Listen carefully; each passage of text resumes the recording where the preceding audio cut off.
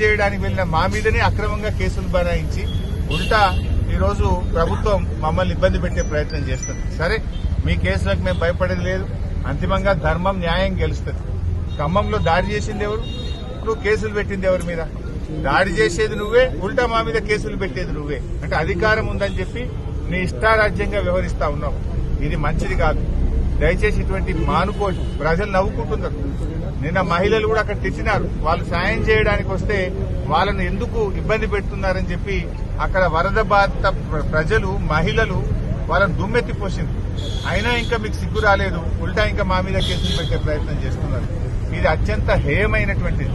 ముఖ్యమంత్రి గారు, ఏమైనా నీకు నీతి నిజాయితీ ఉంటే, నీకు పద్ధతి ఉంటే, నీది నిజంగా ప్రజాపాలన అయితే ఒకసారి రివ్యూ చేసి ఆ పిచ్చి ప్రయత్నాలు మానుకోండి, ఆ కేసులు ఉపసంహరించుకోండి.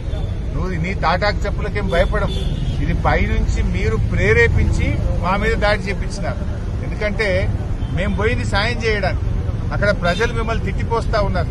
ప్రజలు కనీసం మిమ్మల్ని దగ్గరికి రానిచ్చే పరిస్థితి లేదు. ప్రజల తీవ్ర ఆగ్రహానికి గురైనటువంటి మీరు మాకొస్తున్నటువంటి స్పందన, మేము చేస్తున్న పనిని చూసి ఓర్వలేక ఇలాంటి కార్యక్రమాలకు మీరు పాల్పడ్డారు. అయినా మేము వెనకకు పోలే. ఈరోజు చూడండి, నెల జీతం ఇచ్చాం, లారీల కొద్ది సరుకులను ఆ ప్రాంత ప్రజలకు పంపిస్తా ఉన్నాం. ఇది మా నిజాయితీ.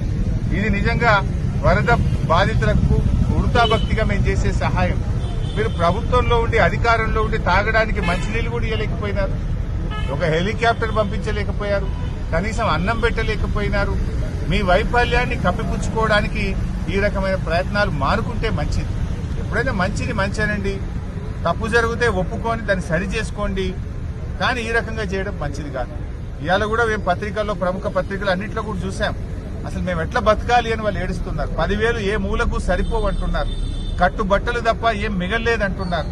ఎవరి ఇల్లు అయితే పూర్తిగా నీటలో మునిగిపోయినాయో, బట్టలు తప్ప ఏమి లేని పరిస్థితి ఉందో, కనీసం వారికి ఒక్కొక్క ఇంటికి ఒక 2 లక్షల రూపాయలు ఇచ్చి ఆ కుటుంబాలను నిలబెట్టండి. అందులో ఎక్కువ మంది దళితులు, గిరిజనులు, బలహీన వర్గాల ప్రజలు ఎక్కువ ఉన్నారు. మైనార్టీ ప్రజలే ఎక్కువగా ఉన్నారు.